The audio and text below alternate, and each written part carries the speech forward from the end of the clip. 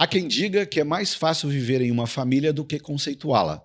Ao longo dos últimos anos, elas ganharam novos formatos, tornaram-se mais diversas e também muito mais complexas.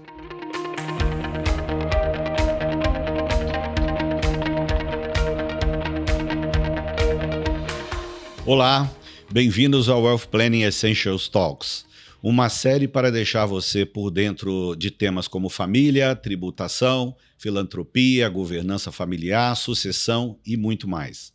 Eu sou o Márcio Renato, superintendente de Wealth Planning do Bradesco Global Private Bank, e estou aqui hoje com a Poliana Simas, especialista do time de Wealth Planning, e o nosso convidado especial, Luiz Kignel, sócio do PLKC Advogados, para falar sobre família, preservação, evolução e transferência patrimonial. Estou muito feliz em estar aqui hoje com vocês no Wealth Planning Essentials Talks, ao lado do Márcio e do Kignel. Aqui no Papo de Família, vamos falar sobre fatos que impactam a sua família e o seu patrimônio.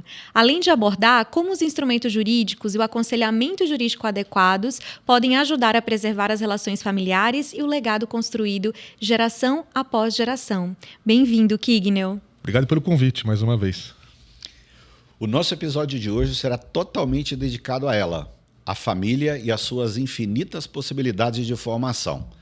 A visão clássica de entidade familiar, baseada em vínculos biológicos, matrimoniais, tem sido substituída gradativamente pelo reconhecimento de novos laços familiares, mais relacionados à afetividade e à ideia de pertencimento entre as pessoas. Exatamente. Kignel, você poderia comentar, em linhas gerais, como o conceito de família tem evoluído ao longo dos últimos tempos e como que o direito tem se adequado para conseguir acompanhar essa evolução da sociedade? Hoje você tem uma nova formatação familiar. A verdade é que as famílias clássicas, monogâmicas, heterossexuais, eternas, indissolúveis, ela existe. Possivelmente seja a maioria. Mas a verdade é que novos formatos de família surgiram na sociedade brasileira, né? A começar pela união estável, que falamos no programa anterior, e também pelas formas atípicas, né, de família. Você tem hoje famílias monoparentais. Tem famílias só de um pai ou só de uma mãe. Não tem a figura de ambos. Você tem as famílias anaparentais, sem pai e sem mãe, né, que as pessoas se juntam, os irmãos, e os pais não estão mais participando. São coisas diferenciadas. Você tem, hoje, por conta do divórcio, que começou lá atrás, em 1977, com a lei do divórcio, e foi tomando corpo dentro da sociedade, você tem as novas famílias os meus, os teus e os nossos, os meus filhos, os teus filhos e, eventualmente, os nossos filhos, que é uma estrutura complicada.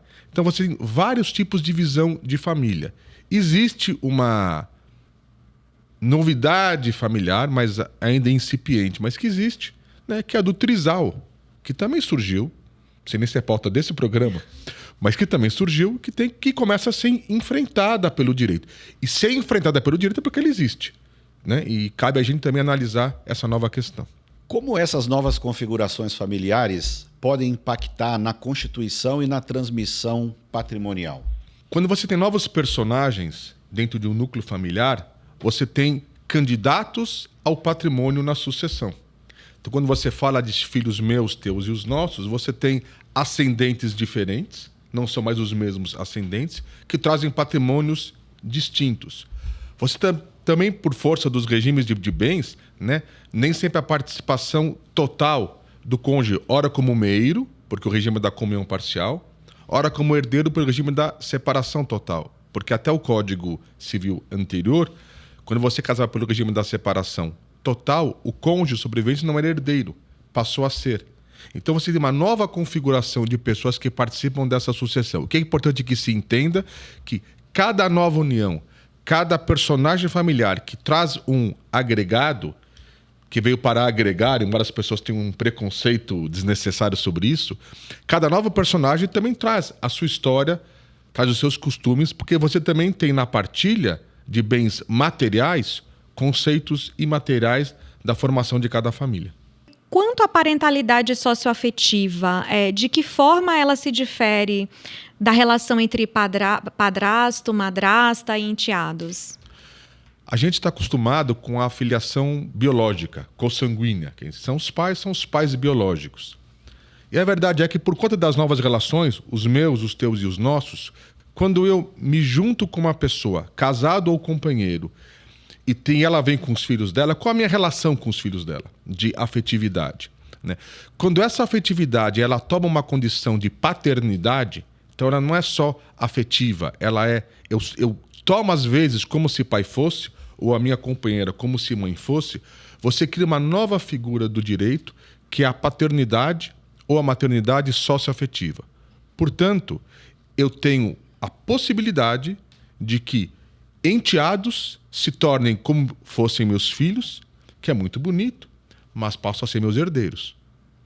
E surge uma outra questão, tão curiosa, de que hoje eu posso fazer a escritura de socioafetividade, que é um grande avanço. Então, a minha companheira ou a minha esposa quer tão bem aos meus filhos da primeira união, que quer tê-lo como se mãe fosse, né? Então ela assume por escritura pública a paternidade, ou no caso dela, a maternidade socioafetiva. Mas se eu me divorciar e eu for dependente financeiro da minha ex-esposa, ela deve pensão para os meus filhos, porque ela assumiu essa maternidade. Então isso tem uma relação patrimonial realista. Na sucessão também. E é muito comum nos escritórios que atuam como nós, na área de família, em sucessão, litígios familiares, quando aquele que era enteado ou enteada, no falecimento do padrasto ou da madrasta, perde a equiparação com os filhos biológicos. Eu também sou herdeiro. Calma, eu também quero ser herdeiro. Tenho direito a esse patrimônio, porque ele ou ela sempre me trataram como se fosse filho. Filho é para tudo. Então você tem, nas decisões familiares e nas relações intangíveis e imateriais das pessoas, você tem oculto, porque elas não sabem, né, a possibilidade de reflexos patrimoniais. E aí existem mecanismos que podem ou formalizar ou até afastar esse vínculo patrimonial, só manter o vínculo familiar. Chegamos ao fim de mais um episódio do Wealth Planning Essentials Talks. Obrigado pela participação, Kignel. Obrigado pelo convite. Obrigado, Poliana. Obrigada, Kignel. Obrigada, Márcio. E você, continue nos acompanhando. Por aqui seguiremos falando sobre temas que impactam diretamente a sua vida, a sua família e o seu patrimônio. Até mais.